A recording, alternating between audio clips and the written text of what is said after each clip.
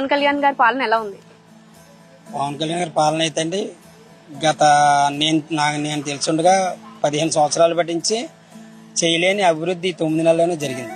అంటే నేను ఆ పార్టీ అలాగని కాదు, డ్రైవర్ కాలనీ ఉంది పిఠాపురంలో, ఏ ప్రభుత్వం కూడా అక్కడ రోడ్డు ఎంచలేకపోయింది. మేము చూస్తుండగా ఏ ప్రభుత్వం కూడా చేయలేదు. డైలీ 4-5 యాక్సిడెంట్లు అయిపోయాయి. అంటే ఉప్పాడు వెళ్ళి దారి అండి డ్రైవర్ కాలనీ, అది ఆయన రాగానే వేసేరు. అలాగే సోమలకోట ఏ ప్రభుత్వం కూడా వేయలేకపోయింది, ఆయన వేయించారు. తర్వాత ముఖ్యంగా చెప్పుకునేది ఏంటంటే పిఠాపురానికి పశువుల సంత అన్నది ఏ పార్టీ కూడా ఎవరు కూడా కనీసం అక్కడ తుక్కు కూడా ఎత్తించేవారు కాదు.